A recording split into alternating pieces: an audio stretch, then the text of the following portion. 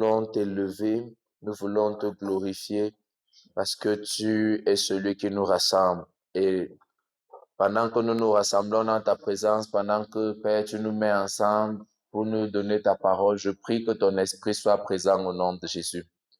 Je prie que ta puissance soit en ce lieu et que ce soit une puissance pour la transformation au nom de Jésus. Touche nos cœurs, touche nos vies, change quelque chose. La Bible déclare que tu crées toutes choses par ta parole. Je prie que tu crées des réalités impossibles par ta parole dans nos vies au nom de Jésus. Je prie que tu crées, Seigneur, tes promesses, qu'elles viennent à l'existence dans nos vies ce soir par ta parole au nom de Jésus. Je prie que les montagnes, Seigneur, tombent par ta parole ce soir au nom de Jésus. Je prie, Seigneur, que les limitations soient repoussées par ta parole au nom de Jésus. Merci de nous bénir. Merci de nous accorder ta vie au nom puissant de Jésus-Christ. Amen. Une fois de plus, bonsoir, peuple de Dieu. Nous sommes reconnaissants au Seigneur qui nous rassemble, qui nous met là. Et je suis convaincu que ce soir, le Seigneur va te parler. Tu vas rentrer de ce moment étant béni profondément. Alléluia. Nous sommes dans la semaine de la Pentecôte et des missions. Nous sommes dans la semaine de la Pentecôte et des missions. Et il nous a semblé bon de nous aligner avec ce mouvement-là, cette dynamique, ce sens que le Seigneur est en train de guider, cette direction que le Seigneur donne pour cette semaine-ci.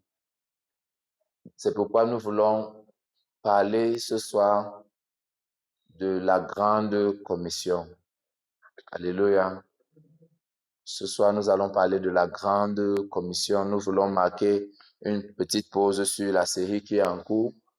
Et aujourd'hui, nous parlons de la grande commission. L'objectif de cet enseignement ce soir, c'est que chacun d'entre nous, enfants de Dieu, comprenne la grande commission, mais également qu'il comprenne le rôle que lui, il doit jouer dans la grande commission. Alléluia. Donc, nous allons ouvrir nos Bibles et nous allons lire 3 passages. Nous allons lire 3 passages. Le premier sera Marc chapitre 16. Nous allons dans Marc chapitre 16 à partir du verset 15. Et parce que tu prends les notes, tu peux également noter Matthieu 28 à partir du verset 18. Et finalement, Acte 1, Acte chapitre 1, le verset 8. Donc, je reprends. Marc 16 à partir du verset 15. Ensuite, Matthieu 28 à partir du verset 18.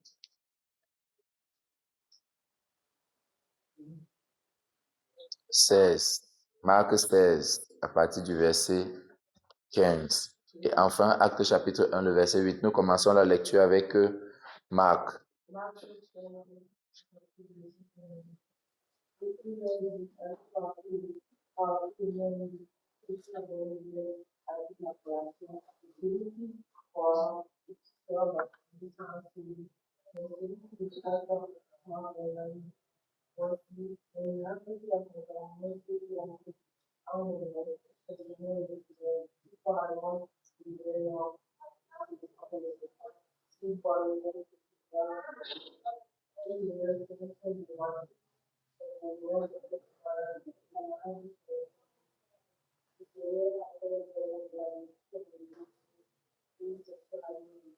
Amen. Matthieu 28, à partir du verset 18. Il y a déjà quelqu'un.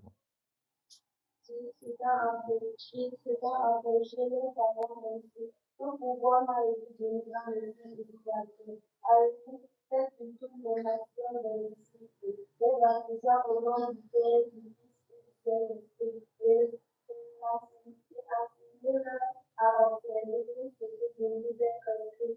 Et voici, je suis avec vous tous les jours jusqu'à la fin du monde. Amen. Allons dans Actes chapitre 1, le verset 8.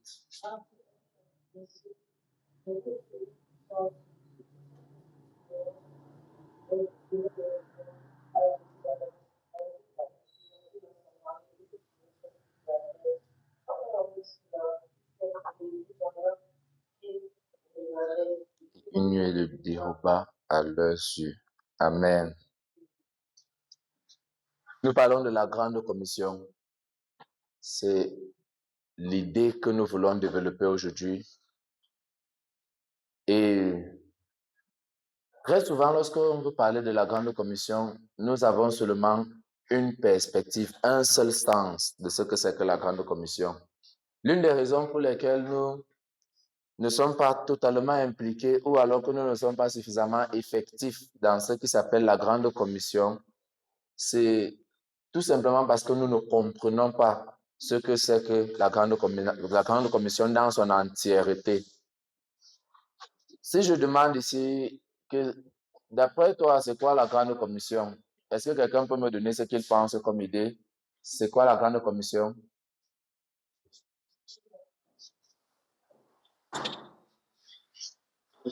C'est quoi la grande commission? Rapidement, rapidement.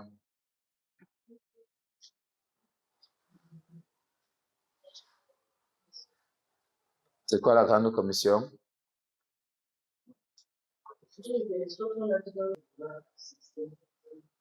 Ok, l'instruction que Jésus a donnée à ses disciples, comme on a lu dans Marc 16. Une autre idée?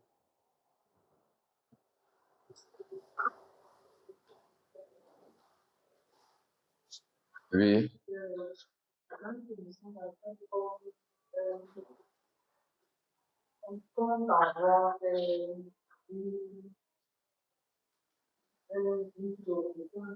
Mhm. Ok. Donc, comme on t'envoie pour faire quelque chose, comme on te donne une instruction pour aller accomplir une mission à aller réaliser. Hmm. Une dernière idée. Tu n'as pas besoin de penser extraordinairement. Hein. Dis juste ce que tu penses. Oui, c'est l'évangélisation. Alléluia. C'est tout ce que je demande. Je ne demande pas que ce soit quelque chose d'extraordinaire, forcément. Ta compréhension de la grande commission. Pour maman, je dis c'est l'évangélisation. Alléluia. Donc, nous voulons regarder exactement ce que c'est que la grande commission aujourd'hui. Et j'espère que le Seigneur va te bénir. Comme je disais déjà, l'une des raisons pour lesquelles nous ne faisons pas bien cette mission, ou alors qu'elle n'est pas très effective, c'est parce que nous ne comprenons pas totalement ce que la grande commission implique. Et comme nous ne comprenons pas, nous ne savons pas exactement ce qu'on doit faire à chaque niveau. Alléluia.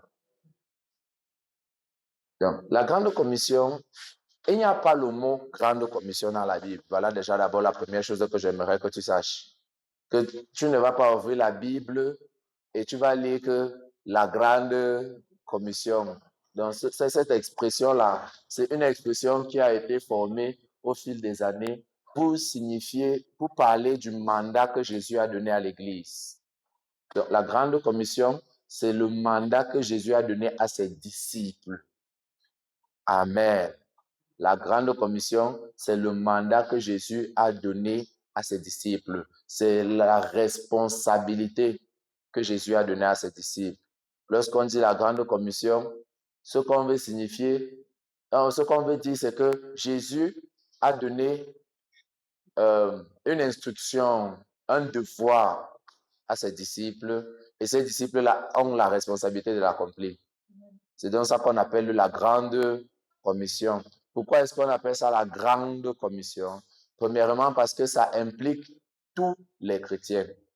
Et il n'y a pas un chrétien qui n'est pas concerné par la grande commission. Ce n'est pas le travail des pasteurs. Alléluia. Ce n'est pas le travail des évangélistes. Ce n'est pas le travail d'une catégorie de personnes. La grande commission concerne tous tout le monde. C'est pour cela que c'est l'une des raisons pour lesquelles on appelle ça la grande commission. Amen. Une autre des raisons pour laquelle on appelle ça la grande commission, c'est parce que ce mandat-là, c'est la raison de l'existence de l'Église. C'est à cause de ça que nous sommes là. C'est la raison de l'existence de l'Église. Donc, lorsqu'on dit que la grande commission, tu pourrais te demander que pourquoi est-ce qu'on appelle ça que grande commission? Premièrement, c'est parce que ça concerne tout le monde. Mais deuxièmement, c'est parce que c'est la raison de l'existence de l'Église. Ça veut dire que si tu enlèves la grande commission, l'Église n'a plus de raison d'exister.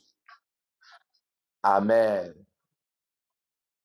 Donc, tu comprends avec moi, je veux dire que Dieu n'a pas créé l'Église seulement pour être la piscine de Bethesda. Amen. Vous connaissez comment la piscine de Bethesda était? La piscine de Bethesda, c'était un lieu où les malades se réunissaient. Et de temps en temps, l'ange venait secouer l'eau. Et le premier qui tombe est guéri. Dès qu'il guérit, il rentre chez lui. Donc, la raison pour laquelle les gens étaient à la piscine de Bethesda, c'était parce qu'ils étaient malades. Hein? Et dès que tu prends ta guérison, tu tournes ton dos, tu pars.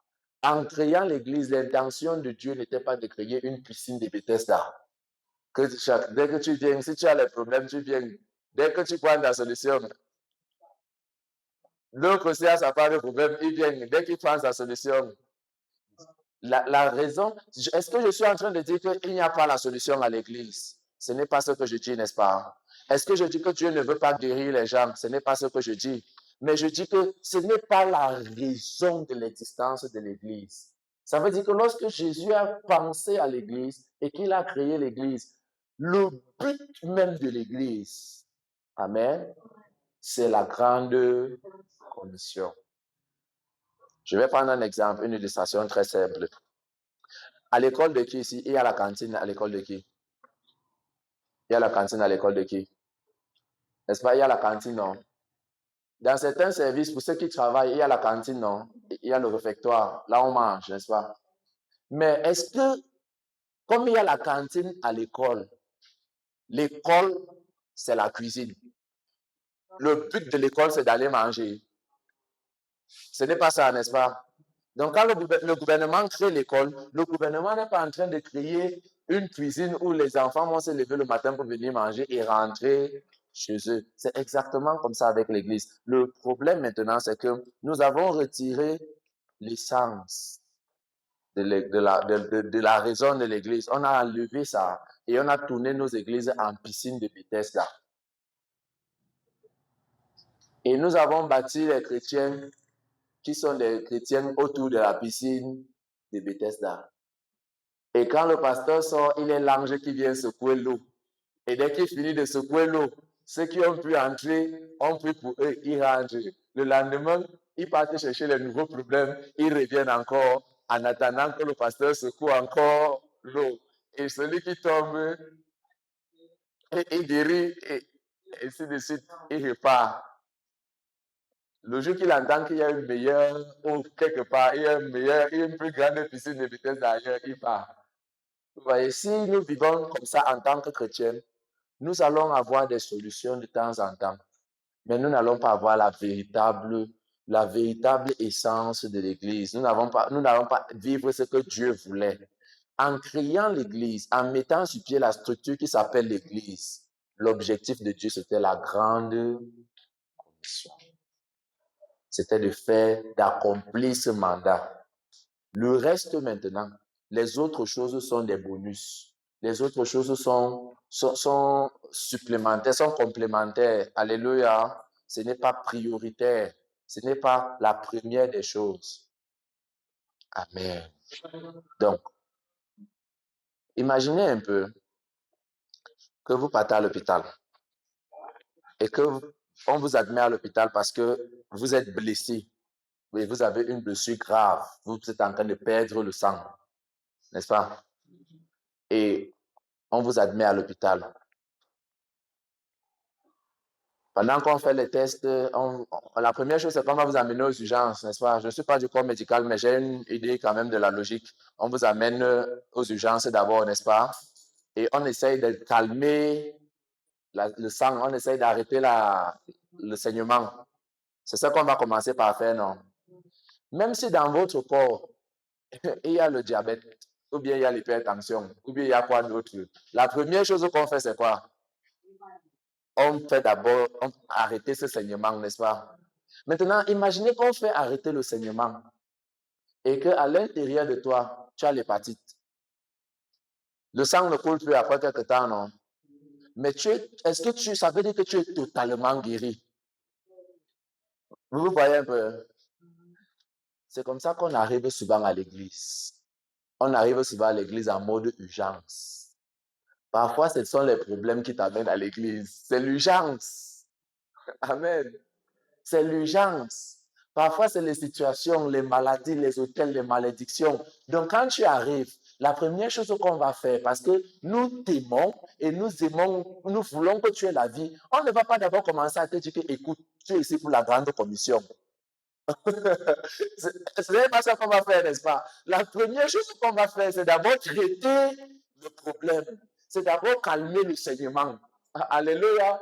On va d'abord adresser les cas de possession, les maladies, les démons. C'est la première chose qu'on va faire, n'est-ce pas? Mais est-ce que parce qu'on a fait ça, ça veut dire que c'est fini? Ce n'est pas fini, n'est-ce pas?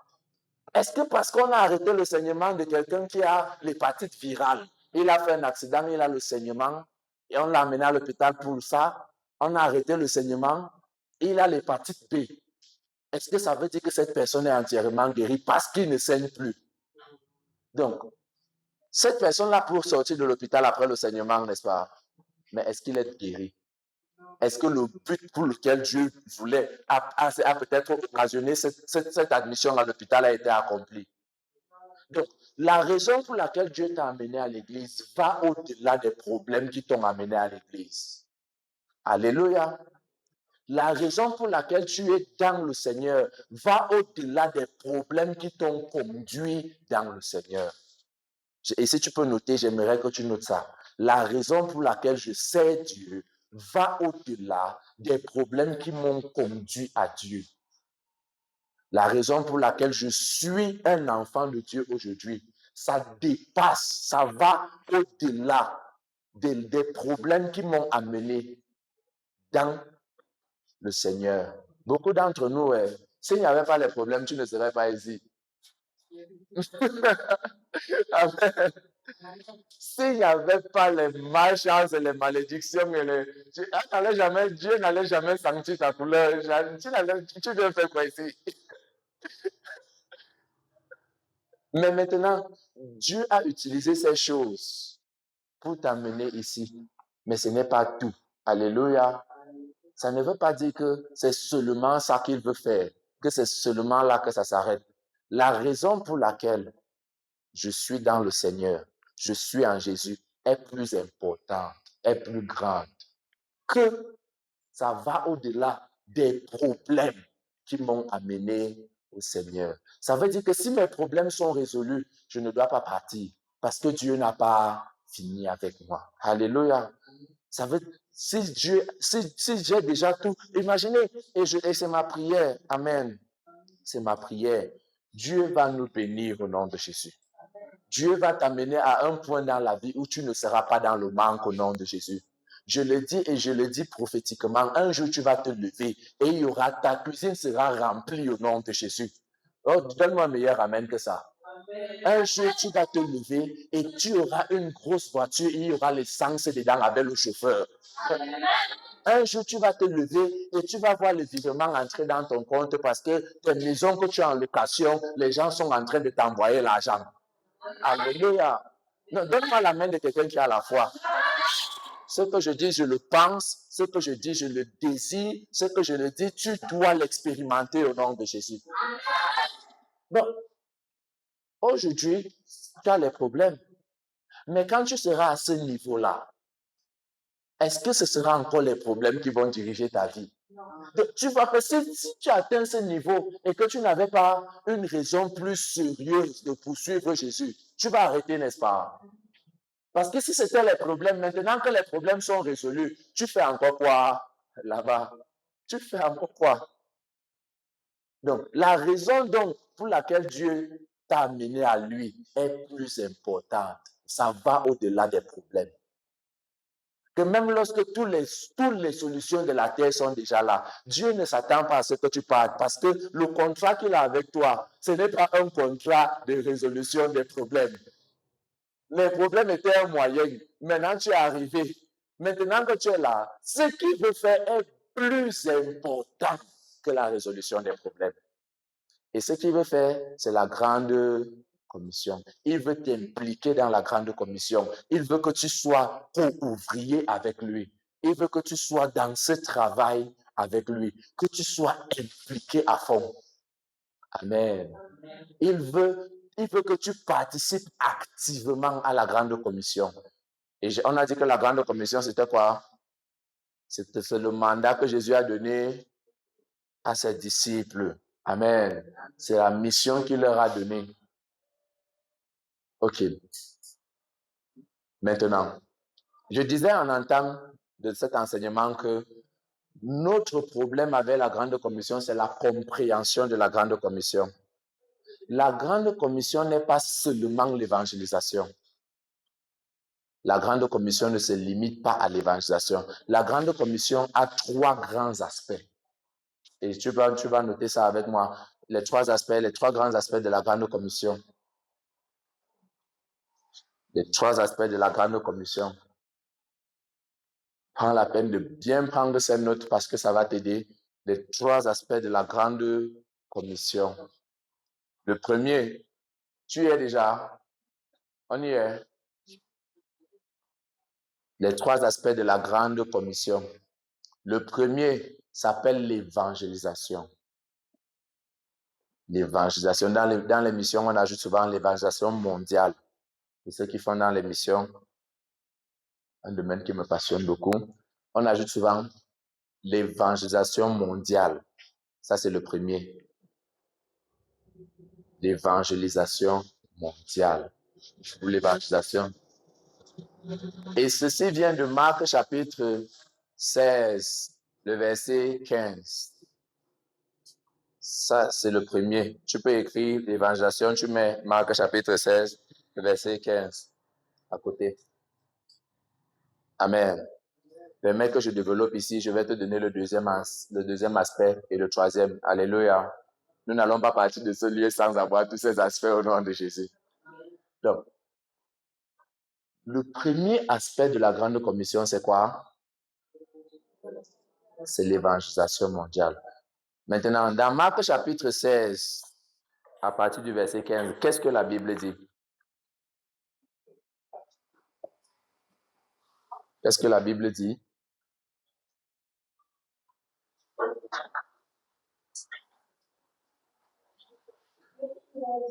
Allez à vous, demandez et prêchez la bonne nouvelle à vous, celui qui croira et qui sera baptisé sera sauvé, mais qui ne croira pas sera condamné. Amen. Ça, c'est le premier aller. Jésus leur dit que allez, n'est-ce pas? Et quand vous allez partir, qu'est-ce que vous faites? Prêchez la bonne nouvelle.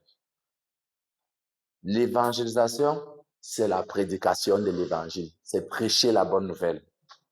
L'évangélisation, ce n'est pas forcer les gens à croire. C'est prêcher la bonne nouvelle. Ça veut dire que je dois pouvoir mettre la personne à qui je prêche devant une décision. Tu crois ou tu ne crois. C'est ce qui était écrit dans Marc 16. Que celui qui croira sera, et celui qui ne croira pas sera condamné. Ça veut dire que lorsque je prêche la bonne nouvelle, je ne me limite pas à te donner un message, mais la conclusion de ce que je fais, c'est te mettre devant un choix. Que j'ai fini de te parler de Jésus. Maintenant, tu dois faire un choix. Celui qui croit est sauvé. Et celui qui ne croit pas Mais ne prêche pas l'évangile et puis tu laisses la personne que Jésus a fait ceci. Sinon, tu ne lui as pas donné la possibilité de faire le choix. Alléluia. Donc, dans l'évangélisation, notre objectif, ce n'est même pas d'abord créer, c'est d'abord une relation, non, c'est d'abord d'apporter le message du salut. Alléluia. Apporter le message du salut. Je voudrais profiter ici pour dire ceci. Tout l'évangile, dans la parole de Dieu, il y a ce qu'on appelle, il y a plusieurs évangiles, il y a plusieurs dimensions de l'évangile. Mais ce qu'on prêche quand on va prêcher, quand on sort, c'est l'évangile du salut. Il y a des choses que quelqu'un doit croire pour devenir un enfant de Dieu. Est-ce que Dieu existe? Oui. Mais est-ce qu'il doit croire que Dieu existe pour être sauvé? Non. La Bible dit que celui qui s'approche de Dieu doit croire que Dieu existe. Mais ce n'est pas ça qui fait que quelqu'un soit sauvé. Il y a un ensemble exact de choses que la personne doit croire. Amen. Il doit croire. Vous connaissez Romains chapitre 9, verset 10, n'est-ce pas? Hein? C'est Romains 9, verset 10, papa.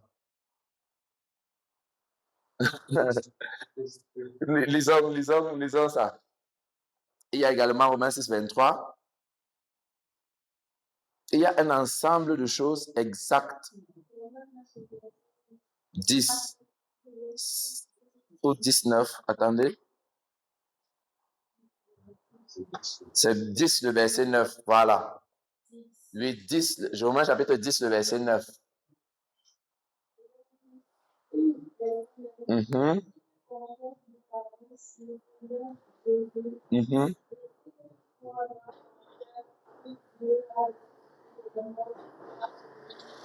Si tu confesses et si tu crois dans ton cœur, que quoi?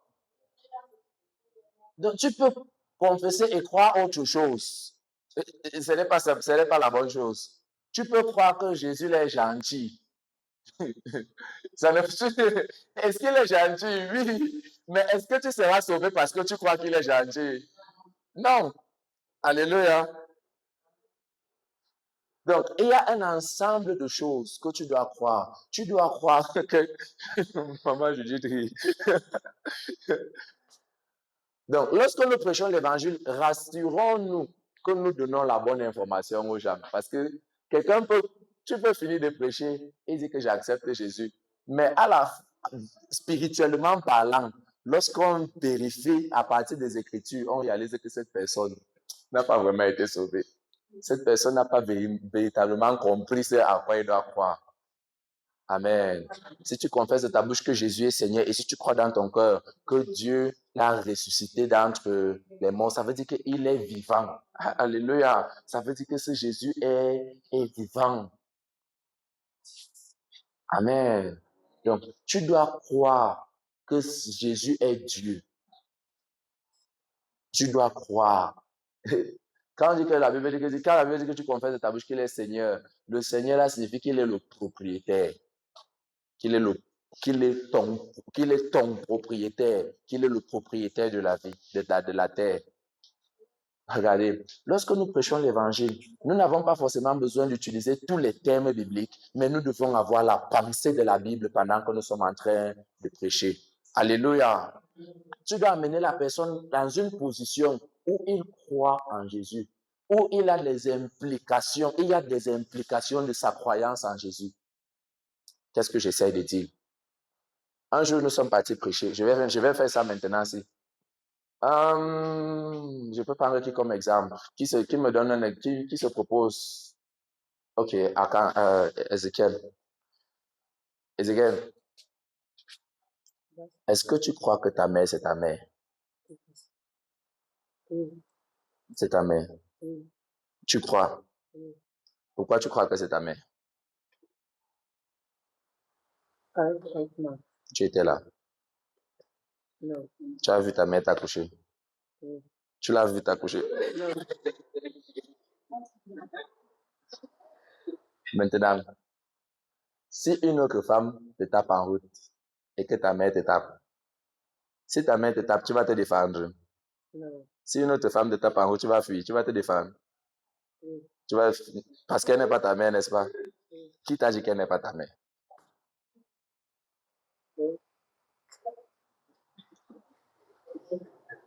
Vous comprenez ce que je fais? Regardez.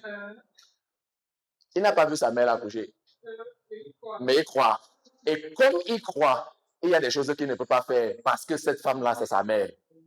Mais comme une autre femme qu'il n'a pas vu l'accoucher, il croit que ce n'est pas sa mère. Donc, si elle fait certaines choses, il va réagir différemment. Donc, quand la Bible dit que ceux qui croient que Jésus est Seigneur, la croyance implique que ma vie doit changer maintenant. Que je change ma manière de me comporter. Donc, vous comprenez l'idée? Qui ici peut insulter sa mère? Personne. Parce que tu crois que c'est ta mère, n'est-ce pas? Mais tu n'as pas vu la femme là t'accoucher. Tu ne sortais pas, tu regardais comme ça, tu dis que, oh, voici la femme qui m'a accouché. Tu n'as pas vu. Tout ce que tu fais dans ton cœur, c'est que et comme je crois, il y a des choses que je ne peux plus faire. Comme je crois, il y a des choses que je ne peux plus dire à cette femme. Comme je crois, si elle me tape, je me mêle. Si elle me met dehors, j'attends quand elle sera de bonne humeur pour venir ouvrir la porte. Mais si une autre personne me tape, je réagis. Pourquoi? Parce que ce n'est pas ma mère. Et comment est-ce que tu sais que ce n'est pas... Je ne crois pas que c'est ma mère. Est-ce que tu as vu? Tu n'as pas vu. Mais ces actions, ces deux différentes actions sont fondées sur ce que tu... Vous comprenez maintenant quand la Bible dit que celui qui croira sera sauvé. Donc quand la Bible dit que tu dois croire que Jésus est Seigneur et que Dieu l'a ressuscité d'entre les morts, que Jésus est vivant. Si vraiment tu crois que Jésus est vivant, il y a des choses que tu ne peux plus faire à cause de ce fait, à cause du fait que Jésus vit. Imagine que Jésus est vivant et il t'attrape la nuit en train d'aller sur l'autel verser l'huile rouge. Jésus est vivant. Vous comprenez un peu l'idée? Donc, la seule chose qui change, c'est que maintenant je crois. Et puisque je crois, il y a des choses que je ne peux plus. Et il y a maintenant d'autres choses que je dois. C'est ça le fond de la croyance là. Quand on dit que tu crois. Donc, je nous apporte ceci pour nous dire quoi? Lorsque nous prêchons l'évangile, tu n'es pas obligé d'apporter tous les thèmes bibliques mais pour toi qui as maintenant cette compréhension, tu sais comment tu peux placer cette personne devant ce choix. Alléluia. Tu sais maintenant comment tu peux amener cette personne à réaliser que même si tu dis de ta bouche que tu crois, tu ne crois pas encore. Qu'est-ce qui va prouver que tu crois? C'est la manière maintenant que tu vas te comporter. Ça va prouver que tu crois. Imaginez qu'on dise qu'il y a ici là à l'entrée palace, il y a les coups de feu. On tire, pam, pam, pam, pam, pam. Hein? Imaginez que ce soit une personne, par exemple, qui n'a pas tous ses sens. Il a bien Jean là. Il passe comme ça, il dit que il y a les coups de feu à l'entrée palace, il y a les coups de feu à l'entrée palace. Nous sommes ici, nous tous, non? On va le regarder comme ça. Tu vas porter tes bagages, tu vas rentrer, non? Tu vas rentrer chez toi avec quel coup de feu. Il n'est pas normal. Qu'il y ait les coups de feu ou pas, tu vas partir parce que tu ne crois à ce qu'il dit. Bon, maintenant, imaginez qu'une autre personne sérieuse arrive et cette personne te dit que vraiment, c'est fort à l'entrée par là.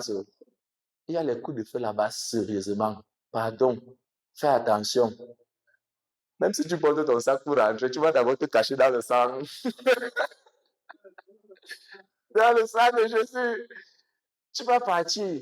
Et ta manière de marcher sera une façon très, très prudente. Pour les gens comme maman qui doivent traverser la route, ils vont d'abord s'arrêter chez moi. Parce que attends d'abord. Je m'arrête d'abord ici. On voit. Qu'est-ce qui s'est passé? Il y a une personne qui a parlé et tu as cru. Il y a une autre personne qui a parlé et tu n'as pas. Tu n'as même pas vu les coups de feu. Tu n'as pas entendu les coups de feu. Mais le fait que tu as cru ou bien tu n'as pas cru a changé ta manière d'agir. Alléluia. Donc, lorsque nous prêchons l'évangile, notre objectif, c'est d'amener les gens dans cette position pour leur dire que croire en Jésus ne signifie pas accepter dans son cœur. Croire en Jésus signifie manifester ça par sa vie. Alléluia. Que Si tu finis de prêcher, Jésus est Seigneur, il est mort, il a fait tout ceci, est-ce que tu crois? La personne dit oui, je crois. À ce moment-là, parfois il ne croit pas. Son je crois là signifie que je suis d'accord avec toi. J'ai vu ça à la télé. Je suis d'accord avec toi, tout le monde en parle. C'est à toi de le mettre dans cette position. Vous voyez maintenant la stratégie de l'évangélisation, non? De lui expliquer que, attention, le croire que je suis en train de dire, ce n'est pas que tu es d'accord avec moi. Oh. Le croire que je suis en train de dire, c'est que tu comprends les implications de ça. Et Jésus dit que quand quelqu'un aura donc compris les implications du fait qu'il est Seigneur et qu'il est ressuscité d'entre les morts et que cette personne refuse quand même de le suivre, il sera comme... Amen. Donc, maintenant que tu as cet arrière-plan, maintenant que tu as cette méthode-ci, cette compréhension, tu sais comment prêcher l'évangile maintenant. Alléluia. Tu sais maintenant comment placer tes mots et expliquer à quelqu'un que écoute. Comme ça. Et dit je crois. L'autre dit je ne crois pas. Et tu connais que le sort de chacun est scellé. Mais la première chose que Jésus nous a donnée dans la grande commission, c'est d'aller prêcher l'évangile. C'est d'aller prêcher l'évangile. Ce n'est pas de faire beaucoup d'autres choses. Ça veut dire qu'en tant que chrétien, où que tu sois, qu'est-ce que tu dois faire? Tu dois prêcher l'évangile. Beaucoup de personnes aiment dire que tu dois prêcher avec ta vie, je suis d'accord, on va voir ça. D'autres personnes aiment dire que tu dois prêcher avec les actions, je suis d'accord, on va voir ça. Mais la Bible dit, allez et prêcher l'évangile, proclamer l'évangile, ça doit sortir de vos bouches, parler de l'évangile. Alléluia. Ça, c'est la commission que le Seigneur nous a donnée. Ça, c'est le premier aspect. Jusque-là, c'est bon. On comprend le premier aspect.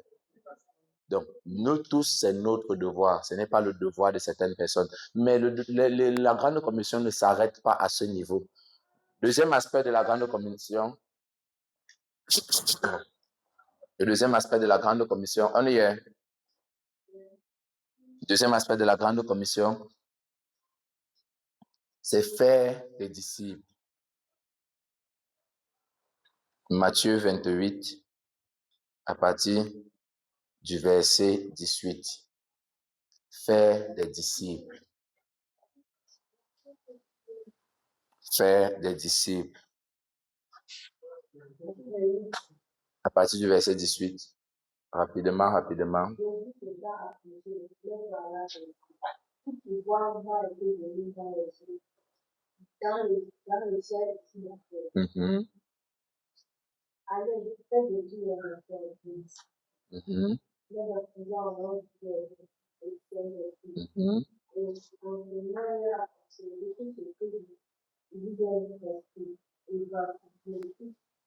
Avec vous. Donc, allez et faites des disciples. Le premier, c'était aller et prêcher, n'est-ce pas? Le deuxième, c'est aller et faites des disciples. Et Jésus donne maintenant la stratégie que pour faire des disciples, les gens que vous devez appeler disciples, la première chose que vous devez faire, c'est d'abord de les baptiser au nom du Père, du Fils et du Saint-Esprit. Et ensuite, c'est de faire quoi? De les enseigner, enseigner-leur. Donc, la grande commission, le premier aspect est extérieur, c'est dehors, on part prêcher. Le deuxième aspect maintenant est intérieur, dans l'église, ou alors dans notre relation avec ces personnes. En tant qu'enfant de Dieu, tu dois avoir quelqu'un que tu es en train d'enseigner les voies de Dieu. Le disciple-là, ce n'est pas faire des disciples. C'est nous qui appelons ça faire des disciples jusqu'à ça sonne comme si c'était quelque chose d'extraordinaire. Vous voyez quand un jeune garçon entre dans un gang, il entre dans un groupe de bandits. Hein? On lui donne un parrain, n'est-ce pas? Ce parrain-là va lui enseigner comment est-ce que ça se passe dans le couloir. Vous savez ce qu'il est en train de faire avec ce gars-là? Il fait le disciple-là. Il est en train de lui faire le disciple-là. Quand on dit souvent faire des disciples, notre conception de faire des disciples, c'est quelque chose de trop extraordinaire, comme si il nous faut faire une formation super spéciale. Je ne dis pas que tu ne dois pas être formé, Mais je dis ceci, la pratique du disciple-là est plus simple que ce que vous pensez. Pour faire un disciple, il faut marcher avec quelqu'un et lui enseigner les voies de Dieu, tout simplement. Faire un disciple signifie que je me rapproche de quelqu'un, où la personne se rapproche de moi et je commence à lui enseigner, je lui donne des enseignements. Alléluia. Comme nous sommes proches, je commence à lui donner des enseignements. Amen. Vous comprenez un peu? Donc, Jésus a donc dit que lorsque vous allez partir, vous allez prêcher l'évangile, vous lancez la semence. Celui qui croit est sauvé, il n'est pas sauvé, tu passes.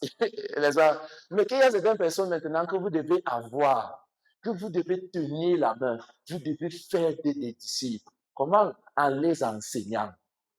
Maintenant, ce n'est plus prêchant. Ce n'est plus que je te mets devant une position, tu acceptes, je pars. Tu refuses, je pars. Maintenant, c'est qu'au jour le jour, je te rencontre et je t'enseigne. Amen. L'éducation des enfants, c'est le discipulat. Ce que nous faisons lorsque nous éduquons nos enfants, c'est le disciple. C'est le discipulat. Nous faisons des disciples. Maintenant, si tu peux décider de les éduquer à la façon de Dieu, de leur donner les enseignements de Jésus, leur donner, tu es en train de faire de quoi? Des disciples. Donc, je ne veux pas que tu aies l'impression que faire des disciples, c'est quelque chose que il faut d'abord qu'un ange descende sur toi, ou bien que non. Regarde cette jeune fille à l'église, regarde ce jeune garçon à l'église. Dis-lui que chaque soir, ou bien alors chaque mercredi après soir, je veux que tu viennes à la maison. Et quand il vient à la maison, tu t'assois avec lui. Vous causez pendant 30 minutes. Tu lui dis comment est-ce que ça va. Comment tu vas. Si tu te sens bien, ton corps réagit comment quand tu vois les filles. Voici ce que la Bible dit. Et vous vous séparez. Il part. Il revient encore mercredi. Ce que tu es en train de faire là s'appelle le disciple. Est-ce que c'est compliqué? Est-ce que c'est difficile? Est-ce que tout le monde peut faire ça? Est-ce que tout le monde peut faire ça? Tout le monde peut faire ça. Prends ce collègue au travail qui a donné sa vie au Seigneur et tu lui dis que, OK, on va souvent rentrer ensemble. Attends-moi, on va rentrer ensemble. Et chaque jour que vous rentrez, tu profites, tu lui donnes un enseignement pendant que vous rentrez. Le lendemain, tu dis, comme je te disais même hier, tu vois l'affaire qu'il te disait hier, c'est comme ça que ça marche. Moi-même, ça donne jusqu'à la fin. Le lendemain, tu reviens encore, je te dis que j'ai prié le temps, c'est de la façon que je vois la prière. Le lendemain, tu reviens encore, tu dis que une notion. Ce que tu es en train de faire, ça s'appelle comment? Le discipulat. Amen. Ce que nous faisons à l'église, c'est le discipulat à grande échelle. C'est pour cela qu'il faut que tout le monde s'asseye et qu'on donne l'enseignement. Alléluia. Mais, en plus de ceci que nous faisons là, il faut qu'il y ait un discipulat de proximité. Il faut qu'il y ait quelqu'un à côté de toi. Il faut que la personne que tu es en train de former dans la marche avec Dieu soit proche de toi. Alléluia. Et tu peux le rencontrer. Oh, je fais des disciples. Pas forcément, je ne porte pas la pancarte sur moi que voilà les disciples que je suis en train de faire. Mais vous savez quoi? Chaque jour que je marche avec mes jeunes, je ne leur dis pas que je suis en train de vous donner un enseignement. Non, je ne dis pas ça. Je les enseigne les voies de Dieu sans avoir besoin de dire que bon, je suis déjà en train de te donner un enseignement. Parfois, je vais appeler un, je vais lui dire que attends, j'ai observé la façon que tu as géré ton argent aujourd'hui. Je n'ai pas trop aimé. Tu as beaucoup dépensé. Essaye de réduire et essaye d'économiser plus. Tu sais que c'est bien de faire comme ça. Et la Bible dit que comme ça. Elle a dit que ok, j'ai compris, pasteur. Et une prochaine fois, je vais revenir encore lui demander que j'espère que tu fais déjà comme j'ai dit. Depuis que tu as commencé à essayer, je dis que oui, parce que j'essaye, mais c'est un peu difficile. Je dis que ouais, non, tu dois te battre. Ce que je suis en train de faire là, ça s'appelle comment? Le discipulat. Jésus a dit, enseignez-leur quoi?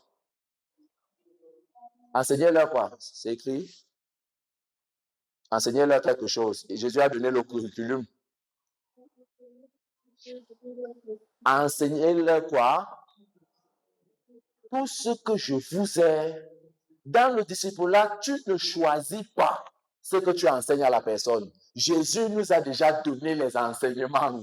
Donc, tu transmets à la personne ce que Jésus, pas ce que tu penses, pas ce qui est dans ta famille, pas ce qui fonctionne pour toi. Ce que tu transmets à la personne, c'est ce que Jésus lui a donné.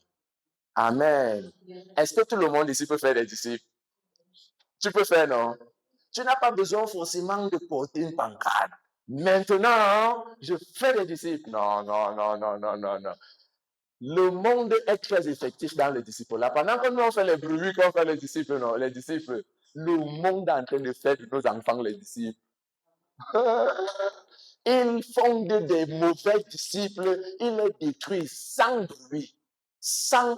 Tout ce qu'ils font, c'est qu'ils créent une relation avec eux et chaque jour, une petite information, chaque jour, une fille qui marche avec une fille qui avorte ne va pas avorter le premier jour.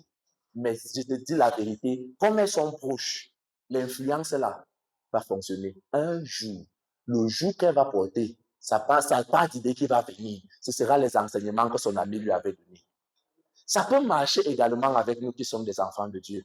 Tu n'as pas toujours besoin de porter une grosse pancarte. Mais pendant que tu pars, vous partez à la cantine pour manger, et tu dis à ton ami, OK, en partant, passe me chercher.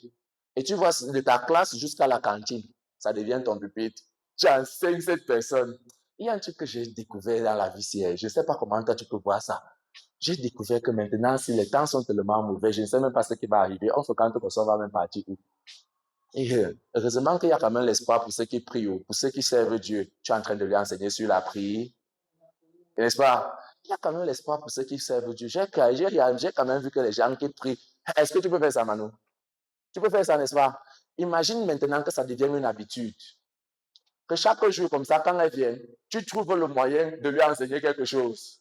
Tu trouves le moyen, tu es intentionnel, c'est les méthodes que tu changes, mais tu trouves le moyen de lui bombarder un enseignement.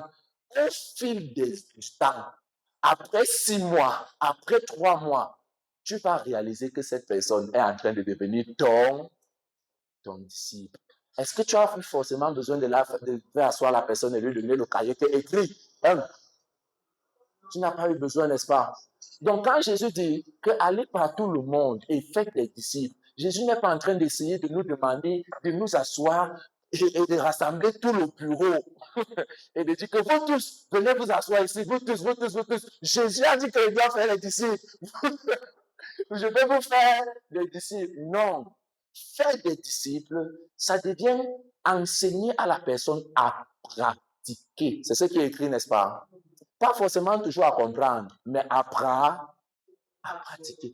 Tout ce que je vous ai enseigné, ça veut dire que toi-même, tu dois connaître ces choses. Tu dois faire ces choses et maintenant, tu dois trouver le moyen de communiquer ça à une personne. Alléluia. Amen. Tu peux faire des disciples sans avoir besoin de porter la pancarte. Quand j'explique le disciple là comme ça, est-ce que nous pouvons faire des disciples ici? Qui ressent maintenant qui peut faire des disciples? Tout le monde peut faire des disciples. Tu peux faire un disciple. Tu peux marcher avec lui, influencer sa vie jusqu'à sa vie change entièrement. Jésus dit donc que ce disciple-là ne doit pas être fait au hasard. Ça ne doit pas être fait comme si je fais aujourd'hui et je ne fais pas demain. Tu dois avoir ça dans ton programme. Amen. Tu dois te lever le matin et tu réfléchis. Je prends un exemple. Tu réfléchis. Mais donne-moi un exemple de nom de camarade que tu as à l'école. Un exemple comme ça là. Ange, n'est-ce pas? Tu dois te lever le matin comme ça, tu réfléchis que je vais enseigner quoi à Ange aujourd'hui? Hein? Qu'est-ce qu'il va enseigner à Ange aujourd'hui?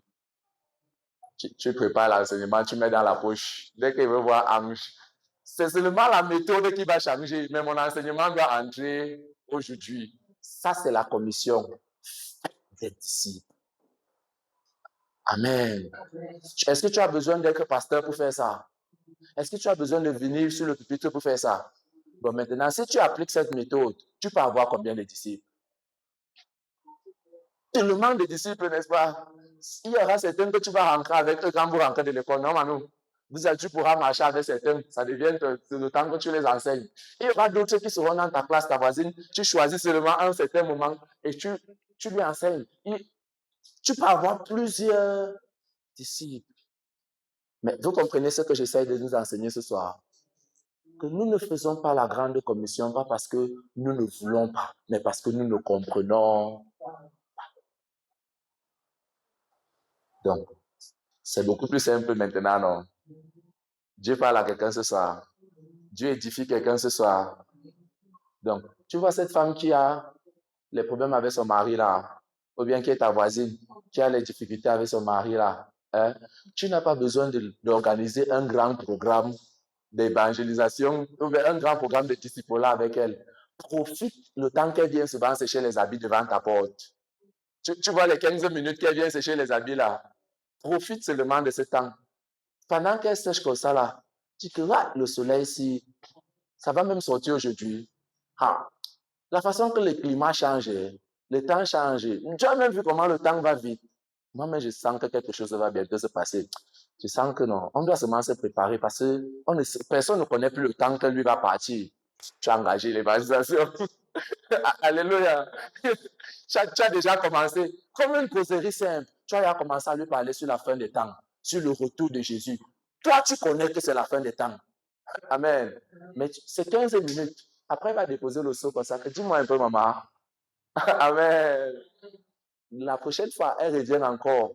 Tu trouves encore, tu mets quelque chose.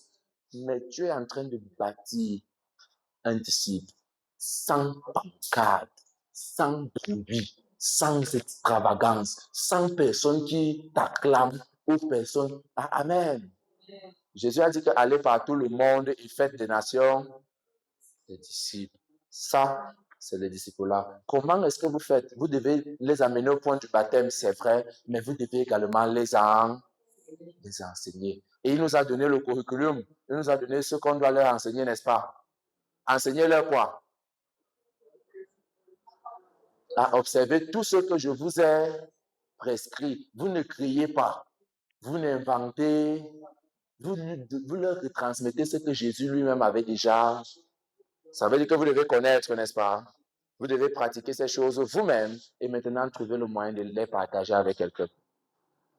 Écoutez-moi bien, les mamans. Permettez de recevoir mon conseil avec amour. Alléluia.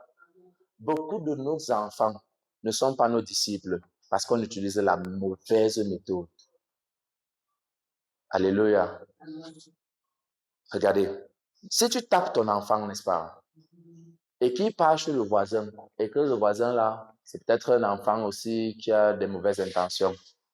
Quand il va aller chez le voisin là, est-ce que le voisin là va lui dire le premier jour que ta mère est mauvaise? Et il ne va pas commencer comme ça, n'est-ce pas? Il va d'abord commencer par lui dire Achia. Hein?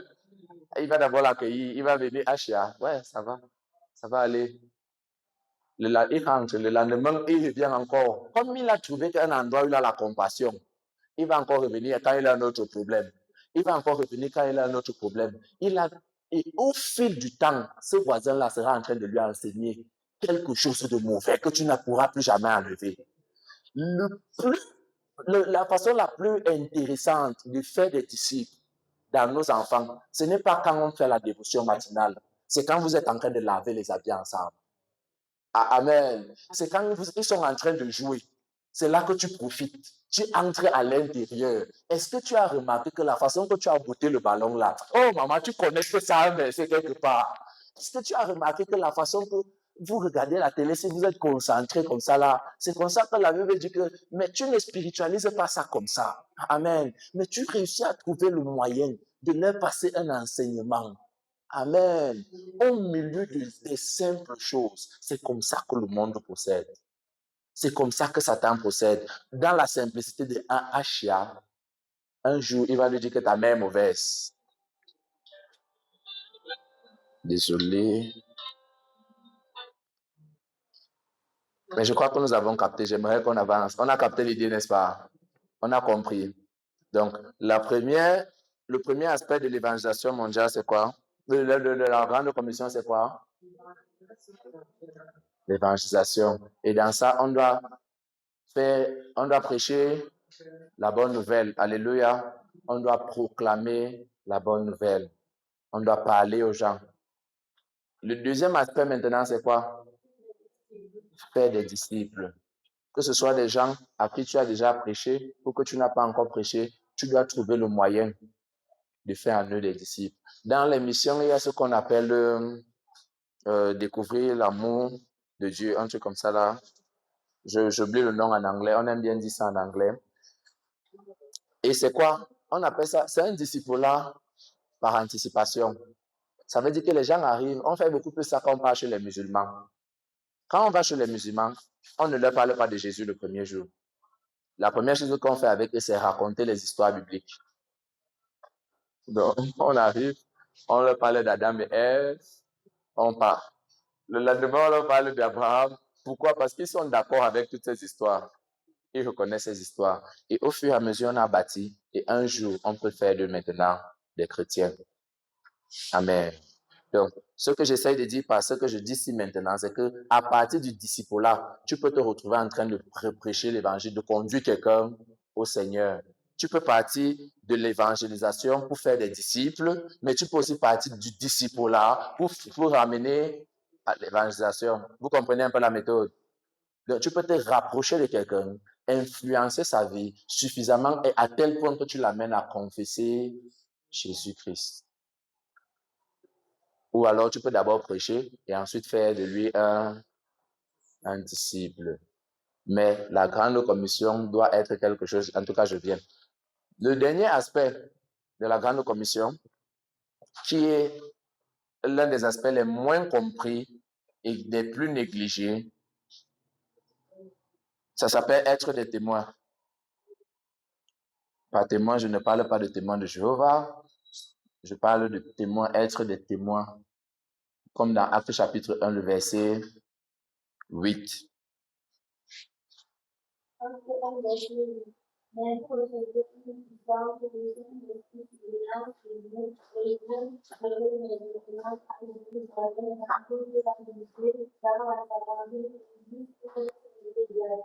Alléluia. Que signifie être témoin de Jésus? Ça signifie représenter Christ dans la société. Être un témoin, ça vient du mot matureo. Et matureo, c'est la racine de martyr. L'idée, quand on disait martyr, c'était quelqu'un qui incarne une doctrine. Parce que généralement, dans la Grèce antique, il y avait des gens qui étaient, les martyrs, c'était des gens qui étaient prêts à mourir pour des causes. Donc, lorsque quelqu'un meurt pour une cause, on dit qu'il incarne la cause là. Amen. Donc, être maintenant un témoin signifie être l'incarnation de la réalité de Jésus. Être un représentant de Christ. Un véritable représentant de Christ. Ouvrons nos Bibles dans Matthieu chapitre 5, le verset 13.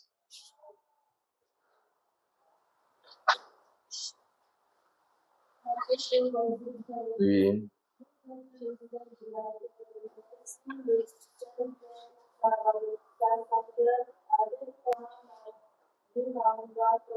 Lis 14.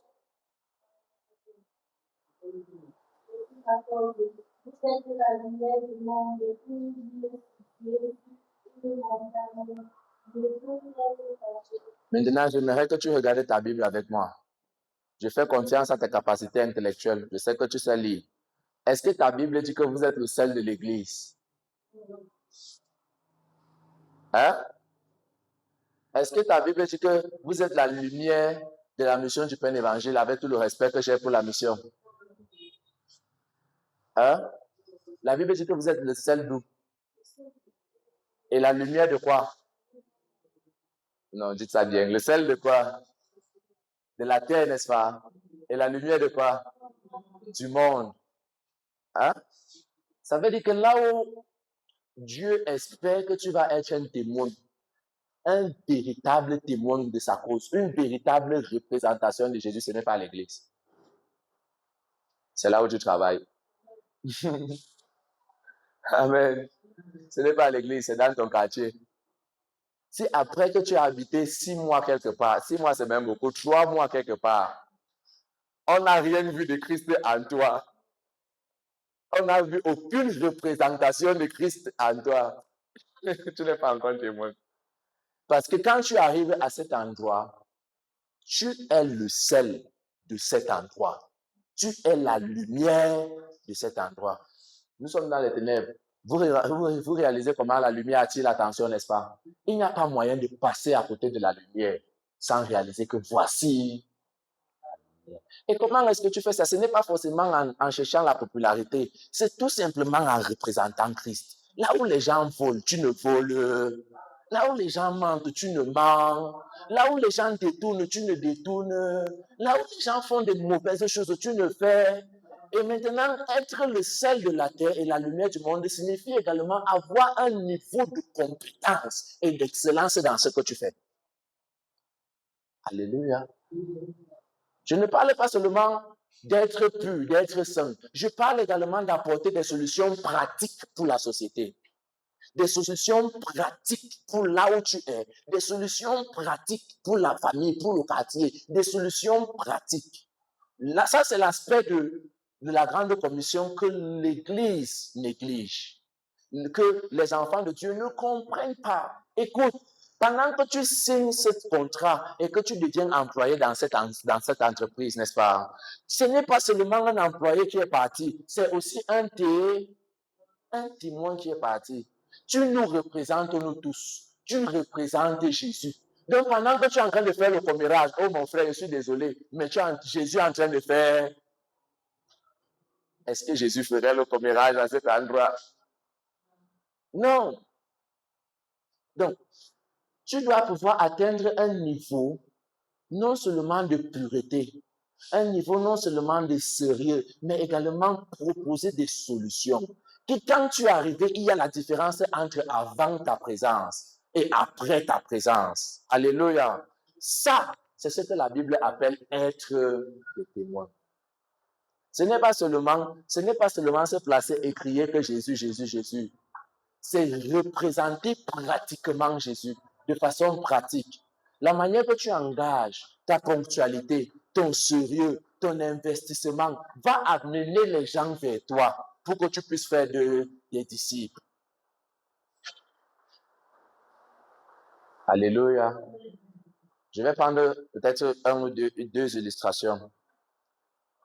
Je veux dire une ou deux, pardon. Imaginez que vous travaillez dans une entreprise. Je prends le cadre du travail parce que je sais qu'on a les gens qui travaillent, n'est-ce pas?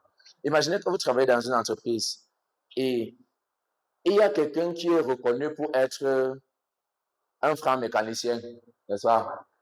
Vous comprenez ce que je veux dire? Donc, il est de l'autre côté en tout cas. Hein? Il est dans une loge quelque part, n'est-ce pas? Et chaque matin quand il arrive, ça ne fait pas partie de son job description, mais quand il arrive, il vient toujours nettoyer les tables. Il nettoie les tables là où le service d'emploi est passé et ils ont oublié. Il nettoie bien les tables, c'est propre, n'est-ce pas? Chaque jour, tu viens trouver, il a nettoyé ta chaise. Bon, même si ce n'est pas ta chaise, mais il a passé un coup de balai. Il est parti à la cafétéria, il a nettoyé, il a organisé, il a arrangé. Ça ne fait pas partie de son travail. Il n'est pas payé pour ça, n'est-ce pas? Mais s'il voit le désordre, il arrange, n'est-ce pas?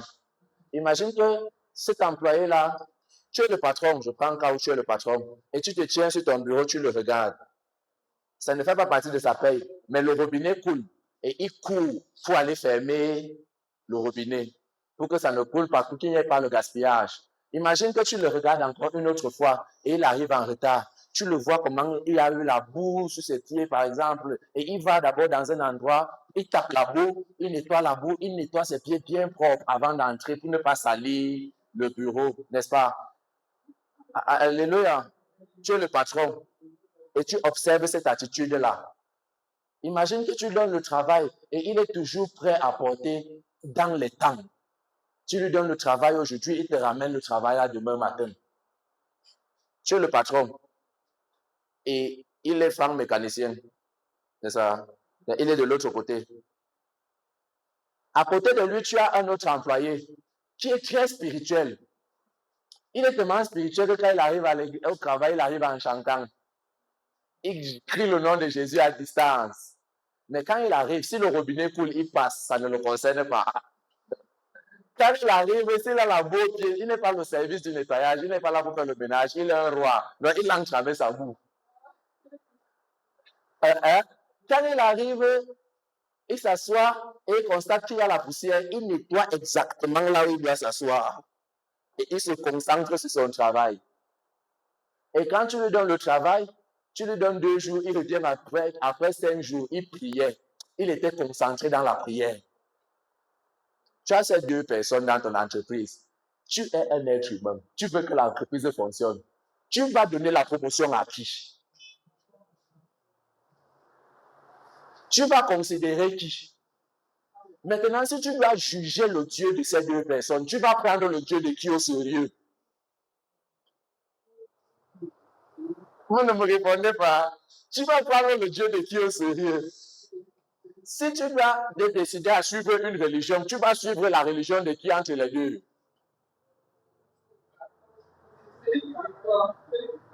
Il t'a prêché. Il t'a parlé.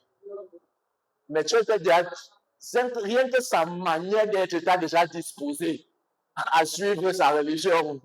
N'est-ce pas? Rien que sa manière d'être. Tu restes déjà, tu dis que non, non, non. Si je dois servir, si je dois suivre un Dieu, c'est le Dieu du type ci. Si je dois faire une façon, c'est la façon du type ci. Si je dois... Parce que ce type-là a fait ce qu'on appelle être la lumière dans cet endroit. Alléluia. Il a donné du goût à cet endroit. Il est le sel de cet endroit. Il a donné la valeur, l'envie de faire comme lui à cet endroit. Faire la grande commission ne s'arrête pas quand tu pars à l'évangélisation. Chaque matin, quand tu te prépares pour partir au travail, tu es en train d'aller faire la grande commission. La manière que tu vas rentrer de là-bas, on va dire que soit celui-ci, ça ne vaut pas la peine, lui et son Dieu au champ, qui nous excuse. Ou alors on va dire que la manière qu'elle travaille, la manière qu'elle se donne. Enfant de Dieu, écoute-moi. Écoute-moi attentivement. Chaque fois que tu te mets à fond et sérieusement dans ce que tu fais, tu es en train de faire la grande... Tu représentes Jésus. Tu nous représentes. Tu représentes l'Église à cet endroit. Tes actions, tes paroles, ta manière, ta gestuelle. Tu ne peux pas être dans une entreprise. Tu ne connais pas le code éthique. Tu entres dans le bureau, tu bosses, tu laisses la porte ouverte. Tu es en train de... Aïe! Et quand on pense ce que je dis, tout ça fait partie de la grande... Apporter des solutions pratiques. Je ne veux pas parler des choses en l'air. Parce que si je devais parler de la transformation de la société, j'allais parler des choses un peu en l'air. Je veux parler des choses qui nous concernent directement. Amen. Directement. Tu ne peux pas être au quartier. Tu es avec les voisins, tu es avec les gens au quartier. Tu entends que tel est mort. Tu n'es jamais passé, même pour dire Asia. Tu passes seulement à l'église. On fait de l'investissement humain. Tu sautes, tu traverses l'investissement. Tu pars à l'église. Moi, je ne suis pas dedans. On veut arranger le pont, on veut faire ceci. Tu ne peux pas donner 1000 francs, tu ne peux pas contribuer. Tu sais ce que tu es en train d'envoyer comme message. Ce n'est pas seulement toi. Tu es en train de dire que le Dieu que tu sais, c'est comme ça qu'il m'a enseigné à faire. Bon, j'ai une question. Est-ce que c'est ce que le Dieu que tu sais t'a enseigné à faire? Mais est-ce que tu leur as passé un message? Tu leur as passé un message? Tu leur as passé un message, n'est-ce pas? Mais est-ce que tu as parlé? Tu as parlé? Tu n'as rien dit. Mais par cette façon de faire, on a déjà une image du Dieu que tu sers. Quand tu te lèves le matin, quand tu commences à interagir avec les gens, quand tu commences, tu ne peux pas être un enfant de Dieu. Tu es au bureau, tu es orgueilleux, tu ne reçois aucune instruction. C'est nous tous que tu représentes dans cette action-là. C'est nous tous. Ce n'est pas seulement toi. Alléluia. Permettez que je parle à cette... J'aurais pu aller un peu plus loin, mais je veux que ça nous concerne directement. Amen. Chaque fois que tu te places comme ça avec ton mari, tu n'as prêché l'évangile à personne, mais tu as fait une représentation de Jésus. Ta part de Jésus, c'est un catcheur, un boxeur. Donc, le Dieu que vous partez prier là. Donc, quand vous êtes comme ça en train de faire boum boum là, les gens vous regardent. Et c'est un message que vous êtes en train de nous donner. Vous êtes en train de faire la grande commission. Ce que vous prêchez, vous-même, vous savez ce que vous prêchez. C'est une commission que vous êtes en train de faire. À la fin, quelqu'un va dire que je veux partir à l'église. Il va dire que je peux partir dans toutes les églises, sauf l'église de celui-là. Est-ce que vous voyez comment Satan gagne le monde? Ce n'est pas toujours en faisant de grandes annonces, de grands logos. Ce n'est pas toujours en faisant de grandes déclarations. Je suis un enfant de Dieu, je suis la lumière du monde, je suis le sel de la terre, je suis le piment de ceci. Ce n'est pas toujours en ça. C'est en étant pratique dans la foi. Et je peux te dire la vérité. Cette voisine-là te regarde. Est-ce que tu sais ça? Peut-être qu'elle ne te dit pas, mais elle te regarde. Ce voisin-là, il te regarde. Il te regarde. Il observe. Il regarde. C'est le jour que tu vas tomber qu'il va te dire que même toi, que tu sauras qu'il te regarde. Maintenant, quand tu es en train de faire cette dernière partie-ci, cette activité-ci est aussi spirituelle que la prière. Ça ne sert à rien de prier et de mal représenter Jésus. Amen. Si c'est le cas, que tu le fais de manière intentionnelle, c'est inutile. Il faudrait que ce soit que tu dises que j'ai des faiblesses et que ma prière, c'est que Seigneur, aide-moi à m'en sortir. Mais si tu consciemment fais les deux choses, que tu pries consciemment et dans toute conscience, tu représentes mal Jésus, arrête cette prière, ça ne sert.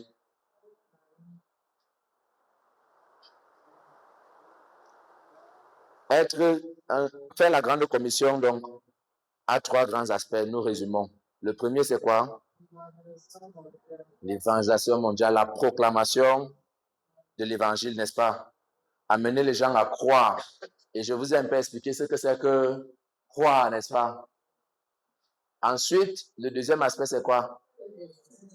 Faire des disciples, influencer des vies, changer les vies des gens. Amen. Influencer les vies. Et je déjà dit, quand je vous ai parlé de la discipologie aujourd'hui, est-ce que tout le monde voit qui peut faire des disciples maintenant? Ça veut dire qu'à avant la fin d'année, tu peux faire même 5 disciples comme les blagues. Tu rencontres combien de personnes par semaine? Et tu n'as pas besoin de faire des gros slogans. Hein? Tu n'as pas besoin de mettre ça dans des formes trop compliquées. Hein? Tu prends un fait, tu tires juste une petite leçon, tu laisses. Tu poses le premier papier. Le lendemain encore, tu prends un autre fait, tu poses une petite leçon. Ainsi de suite. Avant de réaliser, tu as déjà fait un disciple. Et à la fin, c'est faire quoi? Être représenter Jésus.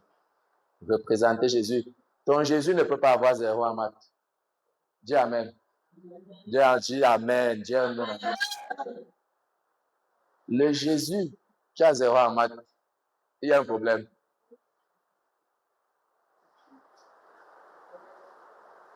Amen.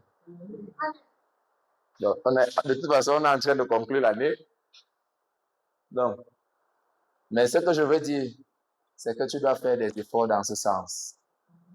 Parce que ce n'est pas seulement toi, ce n'est pas seulement ton nom, c'est aussi le nom de qui? C'est aussi la grande commission de qui? De Jésus. Alléluia. Donc tu dois être non seulement pur, mais tu dois également poser des actes pratiques et apporter des solutions pratiques. Amen. Maintenant, qui ici peut faire la grande commission? Qui sent maintenant qui peut faire la grande commission? Tu peux faire, n'est-ce pas? Qui a besoin d'argent pour faire la grande commission? D'argent. Merci pour la question. Il n'y a pas besoin de commencer par des questions d'argent dedans. N'est-ce pas? Qui a besoin d'être trop fantaisiste pour faire la grande commission? Qui a besoin d'avoir 5 ans d'âge spirituel pour faire la grande commission? Nous tous ici, on peut le faire, n'est-ce pas? Ezra, tu peux faire la grande commission. Quand c'est expliqué comme ça, tu peux faire. Tu sens que tu peux faire, non? Quand tu sens que tu peux faire. Quand c'est expliqué comme ça, tu peux faire, non? C'est pour cela que ça s'appelle la grande commission. J'aimerais que tu prennes la résolution dans ton cœur de t'impliquer dans la grande commission. Alléluia. J'aimerais que tu prennes cette résolution à l'intérieur de toi. C'est une décision que tu dois prendre, de t'impliquer dans la grande commission. Je ne parle pas d'être fantaisiste et je ne parle pas de porter les pancartes ou d'essayer de nous montrer tes grands niveaux de spiritualité. Je parle d'être pratique. Je parle d'être réel et tangible dedans. Je parle de faire de ça une vie, d'être intentionnel. Comme je sors aujourd'hui, je dois faire l'une de ces trois choses, sinon les trois. Soit je vais rencontrer quelqu'un, je vais lui parler de Jésus, ou alors je dois enseigner quelque chose à mon disciple. Qui ici a un ami qui rencontre au moins 2 fois par semaine? Une personne que tu rencontres au moins 2 fois par semaine. Une personne, voilà. Maintenant, j'ajoute un critère, une personne qui n'est pas peut-être encore un enfant de Dieu. Et tu rencontres cette personne au moins 2 fois par semaine. Donne-toi le défi de faire de cette personne ton disciple. Alléluia. Donne-toi le défi de faire la grande commission en amenant cette personne au Seigneur. Nous sommes en train de conclure. Ne laisse pas cet enseignement être juste la théorie. Ne laisse pas juste passer ça comme ça. Mais décide dans ton cœur que moi, je vais faire la grande commission. Je vais faire ça là où je suis. Je vais faire ça avec les gens que je rencontre. La première chose, c'est que je vais trouver l'opportunité de présenter le Seigneur Jésus à quelqu'un. Ensuite, je vais essayer d'influencer la vie de quelqu'un en lui enseignant quelque chose chaque jour. Chaque jour, lui donner une petite leçon. Chaque jour, lui enseigner quelque chose sur Jésus. Et enfin, je vais faire de ma vie un exemple. Je vais faire de ma vie un exemple. Un prototype de ce qu'on est quand on devient un enfant de Dieu. De ce à quoi Jésus aurait été s'il était sur la terre. De ce à quoi Jésus aurait été s'il était dans ma maison. S'il portait mes habits. Je vais faire de ma vie un prototype. J'aimerais que nous baissions nos têtes et que nous prions.